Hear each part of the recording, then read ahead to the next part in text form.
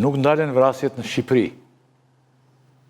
Në Vorë është vrarë një personazh me emrin Edmond Sula. Si ka ndodhur ngjarja, cilat janë pistat që ka policia dhe prokuroria në këto momente?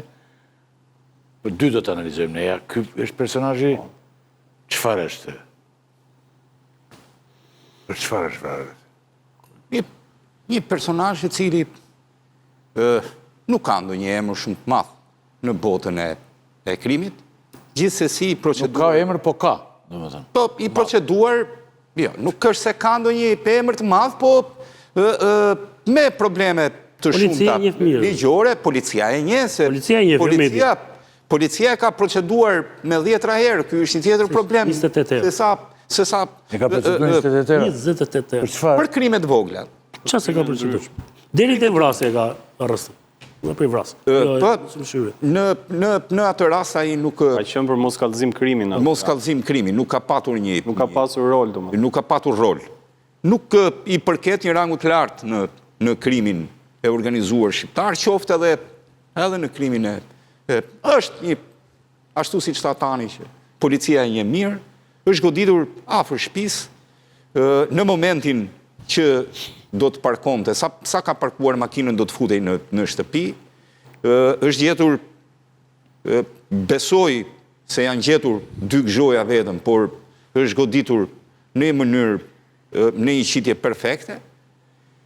Normalisht për shkak të natës si ka qenë, është qelluar me një pushk sniper normalisht, por ai ka qenë shumë afër, nuk bëhet fjalë për ndonjë qitje perfekte, do më thënë nga një largësi e madhe. Largësia ka qenë e vogël, autori ka qenë i pashqetësuar edhe nga për faktin se ora ka qenë e vonë, kalimtar nuk ka patur, kështu që e ka kryer atë detyrë që ka marrë përsipër. Tani mbetet policia normalisht që gjithmonë dyshon se mund të ketë një pagesë në këtë rast, edhe autori mund të jetë i paguar, por kjo nuk do të thotë sepse nuk bëhet fjalë për ndonjë krim që duhet ta mendojmë që është i organizuar me shumë persona apo me shumë nuk është një krim që ka kushtuar shumë për të shkuar në këtë ide.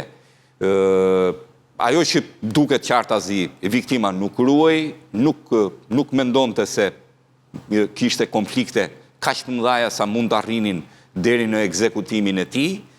Pista kryesore absolutisht që mbetet si gjithmonë në atë vend ku ai banon, çështja e tokave dhe çështja e pronave.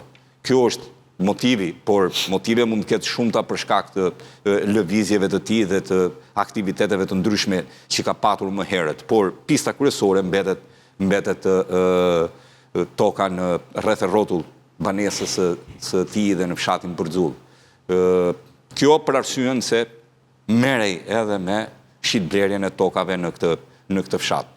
Është një fshat i cili kohët e fundit vlera e tokës ka filluar të ngrihet jashtëzakonisht shumë në çmimin e saj dhe normalisht që ka edhe ngatresa të tilla dhe konflikte.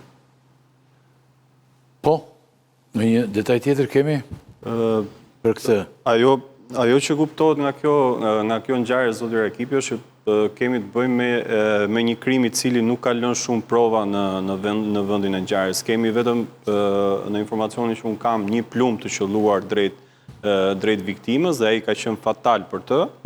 Ka mbetur i vrar në vend. Shumë pak prova janë gjetur në vendin e ngjarjes. Kamera nuk është se ka shumë. Pozicioni distanca mes viktimës edhe personit që ka qelluar sipas ekspertëve është 60 deri në 70 metra, çka do të thotë që ka qenë një vrasës shumë i përgatitur, ashtu siç tha Koli, dyshohet që kemi të bëjmë me vrasje me pagesë në këtë rast, dyshohet që mund të kenë qenë 2 persona, pasi njëri e ka qelluar dhe tjetri dyshohet që e ka ndihmuar me një makinë për t'u larguar nga vendi i ngjarjes. Sigurisht që pistat janë disa, kryesorja është ajo e shitblerjes së tokave në zonën e Bërxullës, ku viktima kishte edhe një biznes të ngritur në real estate.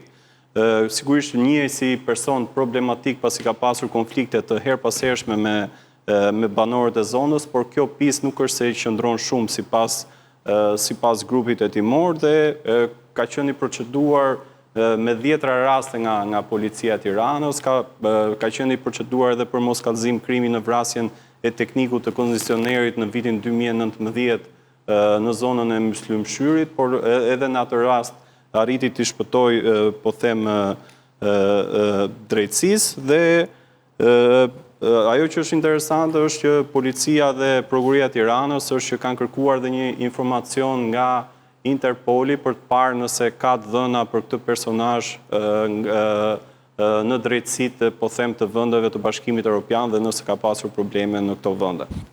Tani, plot probleme. E shkuara ti të Hoxha është me plot probleme, kështu që... Shko, mënyra se si është realizuar vrasja e ka tërhequr shumë vëmendje. E para, e qelluar me dyshohet që është qelluar me sniper NATO.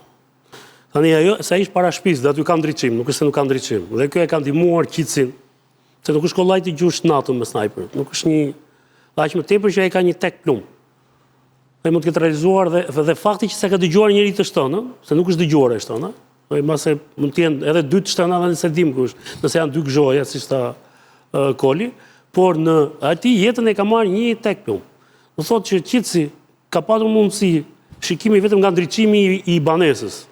Dhe banesa aty ishte banesë e madhe, që kishte ndriçim dhe kjo e ka ndihmuar autorin që ta kryej atentatin. Dhe kjo ka arritur dhe, si të mund, dhe pistat e hetimit policisë.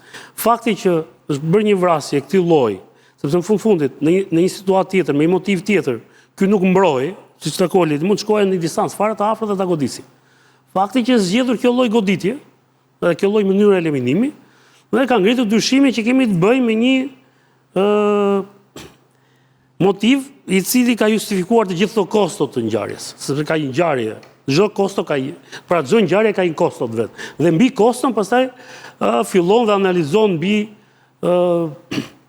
organizatorët, mbi autorët, mbi motivet, pastaj që të çojnë tek ngjarja e Bërxullës. Sepse në fundi kjo është një vrasje që shkruhet në një zonë urbane, nuk kemi të bëjmë me një zonë rurale, nuk kemi të bëjmë me ngjarje në zonë urbane.